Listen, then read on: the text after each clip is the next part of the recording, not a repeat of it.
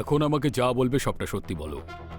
যদি তুমি আমার কাছ থেকে কোনো কথা লুকাও তাহলে আমি তোমার সাহায্য করতে পারবো না। আজ থেকে 5 বছর আগেকার কথা। আমরা আমাদের বাড়ি ভাড়াতে দিয়েছিলাম, কারণ আমার বাবা রিটায়ার হয়ে গিয়েছিলেন তখন। তাই আমরা ভেবেছিলাম এক্সট্রা ইনকামও হয়ে যাবে। কিছুদিন তো সব ঠিকই ছিল, কিন্তু হঠাৎ করে ওরা ভাড়া দেওয়া বন্ধ করে দিল আর আমাদের বাড়িটা দখল করে নিল। আর এমনভাবে থাকতো যেন ওরাই ওই বাড়ির মালিক আর আমরা যেন ভাড়াটে। আমরা আমাদেরই বাড়িতে একটা কোণায় পড়ে থাকতাম। বাবা কেসও করেছিলেন, কিন্তু কিচ্ছু হয়নি। আর সেই টেনশনে বাবা মা দুজনকেই হারিয়ে ফেললাম। এখন ওই বাড়িতে আমি আর আমার বোন শ্রেয়া থাকতাম। ওরা আমাদের ভয় দেখাতো, ধমকাতো যে যদি আমরা একটা কোণায় পড়ে না থাকি তাহলে ওরা আমাদের বাড়ি থেকে বের করে দেবে। তারপর আমার সঙ্গে দেখা হলো মহিলা সমিতি সেবা চালান সেই এনজিওর মালিক ভৈরবী ঠাকুরের সঙ্গে। ভৈরবী ম্যাম, এখন তো না আমাদের কাছে বাড়িটা আছে, না কোনো ভবিষ্যৎ। এখন আমাদের দু বোনের কি হবে? তুমি ভয় পেও না সোনিয়া, আমি তোমার সঙ্গে আছি। তোমাকে তোমার বাড়ি আমি ফিরিয়ে দেবই। ওরা খুব শয়তান ম্যাডাম, ওরা এইভাবে আমাদের ছাড়বে না। তুমি আমার স্বামী মুন্না ঠাকুরকে চেনো না? গোটা সিস্টেম ওনার ইশারাতেই চলে। উনি যদি চান তাহলে 1 মিনিটেই তোমার বাড়ি কিন্তু খালি হয়ে যাবে। যদি এরকমই হয় ম্যাম, আপনি বলুন না ওনাকে, আপনার অনেক উপকার হবে আমাদের উপর। এতে উপকার কিসের? আমার তো ভালো লাগবে যদি তোমায় সাহায্য করতে পারি। তুমি একটা কাজ করো, ওনার সঙ্গে দেখা করতে আমার বাড়িতে চলে এসো, আর রাতেই এসো, কালকে ওনার বার্থডে। তাই হয়তো অনেক রাত পর্যন্ত উনি ব্যস্ত থাকবেন। কিন্তু তুমি ভয় পেও না সোনিয়া, আমি ওনাকে তোমার ব্যাপারে আগে থেকেই সব বলে রাখবো। ঠিক আছে স্যার। পরের দিন রাতে আমি একটা ফুলের বোকে নিয়ে মুন্না ঠাকুরের সঙ্গে দেখা করতে গেলাম, আর আমার সঙ্গে ওনার স্ত্রী ভৈরবী ঠাকুরও ছিল। ও হচ্ছে সোনিয়া, ওর ব্যাপারে আমি তোমাকে বলেছিলাম না? হ্যাঁ হ্যাঁ হ্যাঁ। Happy birthday to you. Thank you so much. বসো। Thank you.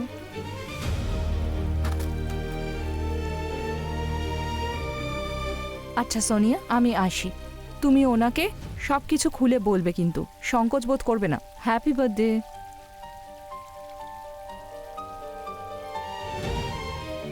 স্যার, আমাদের বাড়িটা কেউ দখল করে নিয়েছে। হ্যাঁ হ্যাঁ, ভৈরবী আমাকে সবটাই বলেছে। তোমার বাড়ি খালি হয়ে যাবে। যদি আমি চাই তাহলে এটা সলভ করে দিতে পারি, কিন্তু আমি কখন চাইবো? আমি তখন চাইবো যখন তুমি আমাকে বার্থডের গিফট দেবে। কিন্তু আমি কি দিতে পারি আপনাকে? আপনার কাছে সবকিছু আছে। আরে তুমি তো ঘাবড়ে গেলে। আমি তো শুধু জুস খাওয়ার কথা বলছিলাম। তুমি জুস খেয়ে নাও, এটাই আমার জন্য বার্থডে গিফট হবে।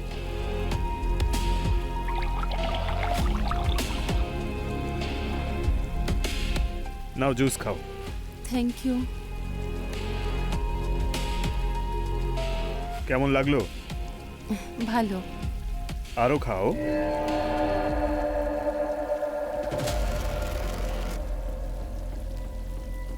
আমার মাথাটা ঘুরছে। এটাকে মাথা ঘোরা বলে না, এটাকে মজা বলে। মজা। বড্ড ইনোসেন্ট তুমি। আর ইনোসেন্ট লোকের বাড়ি লোকে দখল করে বসে। তবে তুমি যদি তোমার বাড়ি ফেরত চাও তাহলে তোমাকে ইনোসেন্সি ছেড়ে দিতে হবে। বুঝতে পারছো তো আমি কি বলতে চাইছি?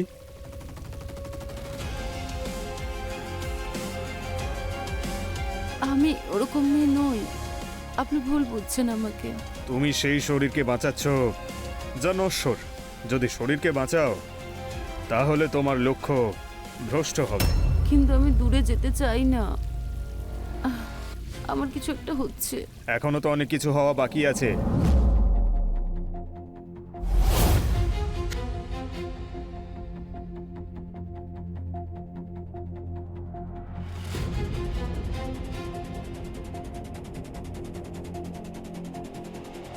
ওই ড্রিঙ্কের নেশায় আমি ওর গোলাম হয়ে থেকে গেছিলাম।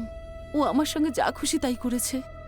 যখন ক্লান্ত হয়ে গেছিল আর আমার নেশা কেটে যায়, আমি ওখান থেকে চলে যাই। পরের দিন আমাদের বাড়ি খালিও হয়ে গেল। এই ব্যাপারে আমার বোন খুব খুশি হয়েছিল। দিদি, ফাইনালি আমাদের বাড়িটা খালি হয়ে গেছে। দেখো না এই ছাদের ওপর কি ভালো লাগছে। এবার আমরা ব্যালকনিতে আরাম করে ঘুরতে পারবো। এবার আমরা বাড়ির সব জায়গায় যেতে পারবো, যা ইচ্ছে করতে পারবো, পার্টি করতে পারবো। আজ স্বাধীনতার স্বাদ পেয়েছি আমি। স্বাধীনতার জন্য বলিদান দিতে হয় রে শ্রেয়া। হ্যাঁ, ঠিকই বলেছ দিদি। আমাদের মা বাবারা লড়তে লড়তে মারাই গেলেন, কিন্তু যে কাজটা আমরা এত বছর ধরে করতে পারিনি সেটা মুন্না ঠাকুর একদিনে করে দিলেন। আমি মুন্না ঠাকুরের সঙ্গে দেখা করতে চাই দিদি। না, কোনো দরকার নেই, তুই শুধু নিজের পড়াশোনায় মন দে। আমি থ্যাংক ইউ বলে দেবো তোর হয়ে। ঠিক আছে, দেখা করিও না, আমি নিজে থেকেই ওনার কাছে গিয়ে দেখা করেই নেব। চলো না দিদি, আজ ভালো কিছু রান্না করি, আনন্দের দিন আজ। তুই যা, আমি আসছি। ঠিক আছে দিদি, তাড়াতাড়ি এসো।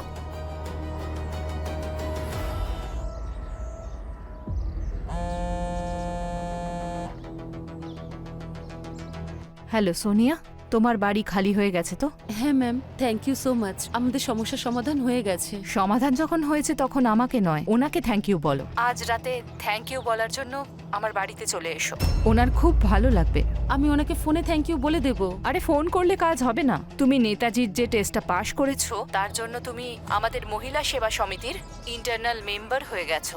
তোমার ফুল বডি চেক আপের ভিডিও আমরা করে নিয়েছি, আর সেই কারণেই নেতাজিকে থ্যাংক ইউ বলার জন্য এখানে আসতে থেকো, আজ রাতেও আর আজকের পরেও। বুঝে গেছো তো?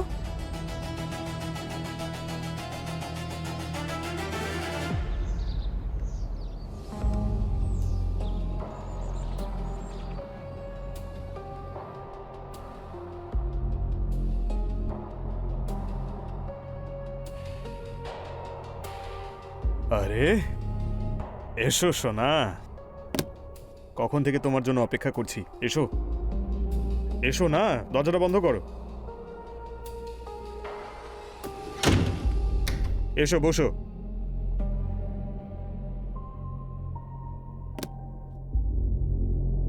এখন তো জুস না খেয়েই কাজ হয়ে যাবে। আরে তুমি এত ঘাবড়ে যাচ্ছ কেন? দেখো, এই শহরে তোমার কাউকে ভয় পাওয়ার দরকার নেই, বুঝেছো? আমি ছাড়া তোমাকে কেউ টাচও করতে পারবে না।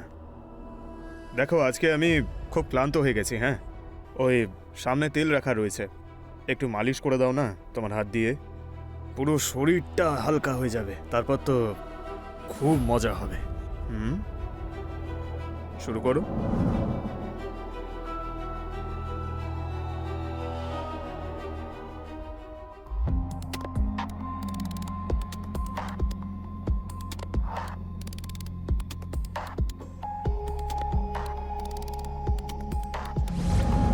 আস্তে আস্তে আমি এই সব কিছুকে নিজের ভাগ্য ভেবে মেনে নিয়েছিলাম। মুন্না ঠাকুর যখনই ডাকতো আমাকে যেতে হতো। এই সব চলছে প্রায় 1 বছর হয়ে গেছে, আর মুন্না ঠাকুরের জন্মদিনের দিনটাও এলো। আর এই বার্থডেতে আবার ওর বউ ভৈরবী অন্য একটা মেয়েকে ওনার বার্থডে গিফট হিসেবে প্রেজেন্ট করতে চলেছিল।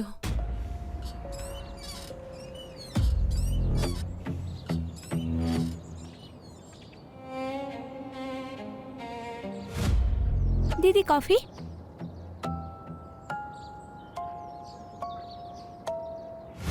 কি হলো, এইভাবে দাঁড়িয়ে আছিস কেন? দিদি, আমার একটা কাজ করে দেবে প্লিজ? না বলো না। কি কাজ আছে বল। আমার একটা বন্ধু আছে শেখর, ও কলেজের ইলেকশনে দাঁড়াতে চায়, কিন্তু কিছু গুন্ডা ওকে হুমকি দিচ্ছে। ও যদি ইলেকশনে দাঁড়ায় তাহলে ওকে প্রাণে নাকি মেরে দেবে। তুমি মুন্না ঠাকুরের সঙ্গে কথা বলো না দিদি। তুই এইসব ব্যাপারে নিজেকে জড়াস না, শুধু নিজের পড়াশোনায় মন দে। কিচ্ছু নেই এইসবের মধ্যে। ও, তার মানে তুমি আমাকে হেল্প করবে না? ঠিক আছে, আমিই কিছু করছি। ফোনটা কেউ এখনই খারাপ হতে হলো? তুই যদি কারোর সঙ্গে কথা বলতে চাস তো আমার ফোন থেকে কথা বল। না, তুমি তোমার ফোন তোমার কাছেই রাখো। দেখ, কোনো বোকামি করিস না। আমি তোর বড় দিদি, তোর ভালোর জন্যই তো বলছি। আমি তোমার সঙ্গে একটাও কথা বলতে চাই না। এই মেয়েটা মনে করে মুন্না ঠাকুর কোনো মহান ব্যক্তি, ও কোনো বোকামি না করে ফেলে। আমি সারাদিন বাড়ির কাজে ব্যস্ত ছিলাম, অনেক দেরি হয়ে গেছিল, রাতও অনেক হয়েছিল। তখন আমার শ্রেয়ার জন্য টেনশন শুরু হলো। আমি ওর বন্ধুদের ফোন করলাম, কিন্তু ওর কোনো খবরই পাচ্ছিলাম না। ও আগে এত দেরি কখনো করেনি। আমি তো বুঝতেই পারছিলাম না যে আমি কি করব। আমি তো ওর জন্য ভীষণ চিন্তা করছিলাম যে ও এত রাতে কোথায় আছে। আগে কখনো ও এত দেরি করেনি।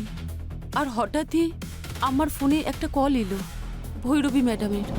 ভৈরবী ম্যাম এত রাতে? হ্যালো, হ্যাঁ ভৈরবী ম্যাম বলুন, আপনি হঠাৎ ফোন করলেন? তোমার হয়তো মনে নেই আজকে নেতাজির জন্মদিন। আমার মনে আছে, কিন্তু আপনি তো ওনাকে আজ নতুন একটা মেয়ে দেবেন তাই না, অ্যাজ এ বার্থডে প্রেজেন্ট? সেটা বলার জন্যই তো তোমাকে ফোন করেছি। অভিনন্দন, তোমার বোনও কিন্তু একদম তোমারই সমতুল্য। আমার সমতুল্য মানে? তুমি জানো আজ নেতাজিকে বার্থডে গিফট হিসেবে কি দিচ্ছি? তোমার বোনকে। আমার বোন ওখানে কি করছে? ওর কোনো কলেজের ফ্রেন্ডকে ইলেকশনে কেউ হুমকি দিচ্ছে। ও নেতাজির সাপোর্ট চাইছে, আমার কাছে সাহায্য চাইতে এসেছিল। যার সাহায্য প্রয়োজন তাকে আমি খালি হাতে কখনো পাঠাই না। আমি ওকে বলেছি যে তুমি সৌভাগ্যবান যে আজ নেতাজির বার্থডে। আজ রাতে নেতাজিকে হ্যাপি বার্থডে বলবে আর তোমার কাজ হয়ে যাবে। এখনো নেতাজি সঙ্গেই বসে আছে। তোমরা যদি আমার বোনের সঙ্গে কিছু করেছো না, আমি তোমাদের কাউকে ছাড়বো না। হ্যালো হ্যালো,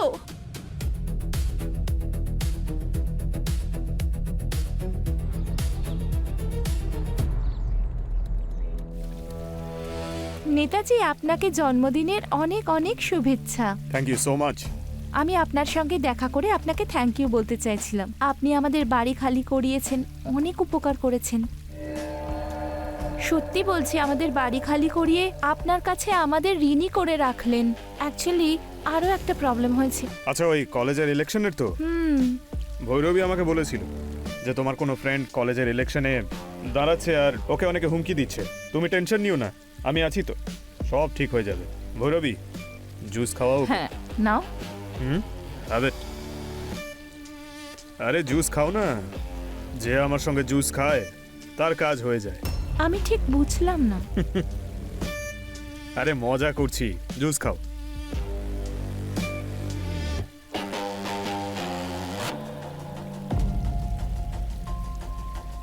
আপনার সঙ্গে দেখা করে ভালো লাগলো। আপনি কতটা সিম্পল। তুমি তো এখনো আমার সিম্পলিসিটি দেখোইনি। আমি একদম কুকুরের মতো চেটে বেড়াই এদিক ওদিক, আর জামা কাপড়ও পরি না। এসব কি বলছেন আপনি? আরে ওনার মজা করা অভ্যেস। তুমি জুস খাও। আপনি সত্যি খুব মজা করেন। সে তো ঠিকই বলেছো।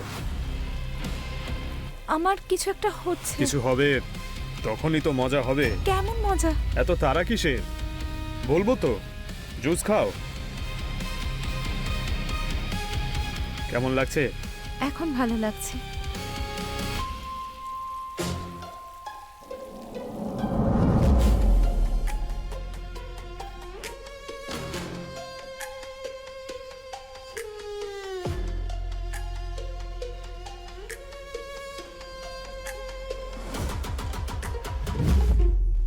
কোথায় আমার বোন? কি করতে এসেছো? শ্রেয়ার সঙ্গে এটা করে ঠিক করনি। আমি ওকে নিতে এসেছি। শ্রেয়া নেতাজির বার্থডে গিফট। আজ সারা রাত ও নেতাজির সাথেই থাকবে। সকালের আগে ওকে কেউ নিয়ে যেতে পারবে না। প্লিজ আমার বোনকে ছেড়ে দিন, প্লিজ। না, ছাড়তে পারবো না। তোমার বিষয়টা বুঝতে হবে। এখানে কেউই রুল কিন্তু ভাঙতে পারে না। সকালবেলা শ্রেয়া একদম সুস্থভাবে তোমার বাড়িতে পৌঁছে যাবে। ওই দিন তো আমি ফিরে এলাম, কিন্তু সিদ্ধান্ত নিয়েছিলাম যে আমি মুন্না ঠাকুরের থেকে প্রতিশোধ নেবই।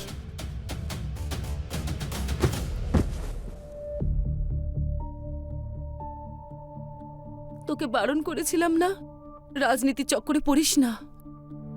আমি তোকে মুন্না ঠাকুরের থেকে দূরে রাখতে চেয়েছিলাম।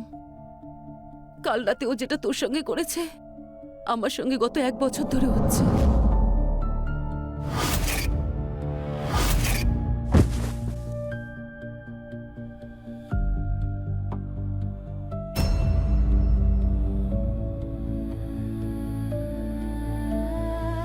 ও আমাকে জুস খাইয়ে আমারও সুযোগ নিয়েছে। তুই চিন্তা করিস না, আমাদের সঙ্গে ও যেটা করেছে আরো অনেক মেয়ের সঙ্গে একই কাজ করেছে।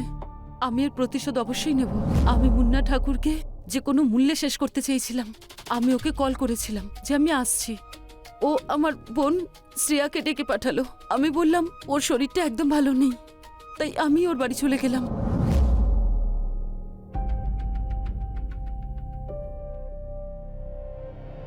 আরে সোনিয়া, তুমি আজ অব্দি তো আমি যখন ডাকতাম তখন আসতে, আজ না ডাকতেই চলে এসছো নিজের ইচ্ছেতে। What a surprise! তুমি আবার আমাকে ভালো টালোবেসে ফেলোনি তো? এতদিন ধরে দেখা হচ্ছে, এখনো যদি ভালোবাসতে না পারি তাহলে কবে? এটা দারুণ কথা বলেছ। তুমি আমার মন জয় করে নিয়েছো। তবে জানো, তোমার বোনের সঙ্গেও বেশ মজা হয়েছে। এখন তো আমার ওর উপরে হিংসে হচ্ছে। যদি আমাকে ছেড়ে তুমি সব আদর ওকেই করে ফেলো। তুমি পাগল হয়ে গেছো নাকি? দেখো, আলু মটরের তরকারির আলাদা মজা, আর শাহী পনিরের আলাদা মজা। আর আমার বউ না, ও তো একেবারে বাঁধাকপির মতো। আমি তো ওকেও টেস্ট করি। তাই তুমি একদম ভয় পেও না। তোমার ইম্পর্টেন্স নিজের জায়গায় রয়েছে। বুঝেছো? আমি জানি, সেই জন্যই তো এত ভালোবাসি। সিরিয়াসলি? আচ্ছা, আমি কিছু একটা বানিয়ে এনেছি। আচ্ছা, তার আগে কিছু খাবে? না না, তোমার জন্য একটা জিনিস আছে, আমার ভালোবাসার প্রমাণ। আচ্ছা, এটা আমি নিজের হাতে বানিয়েছি, স্পেশালি তোমার জন্য। আমি এটা নিজের হাতে বানিয়েছি, তাহলে নিজের হাতেই খাইয়ে দিই। চলো, মুখ খোলো। আগে তোমাকে ছোট্ট একটা কিস করি। এত বড়? হ্যাঁ। খাবো?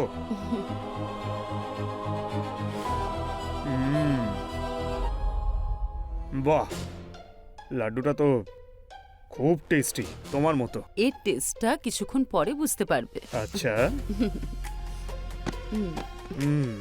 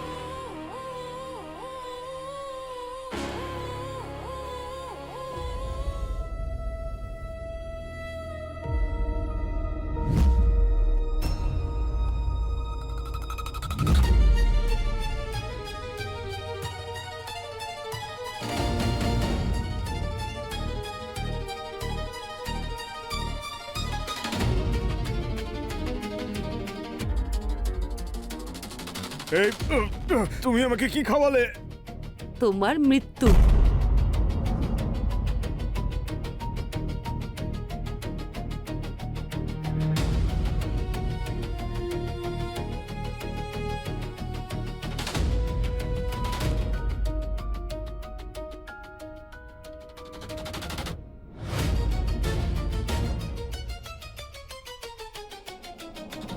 এটাই ছিল আমার গল্প। এখনো কি আপনার চোখে আমি একজন অপরাধী? আমার চোখে না হলেও আইনের চোখে অবশ্যই তুমি অপরাধী। এখন দেখতে হবে আদালত এটার উপর কি রায় দেয়।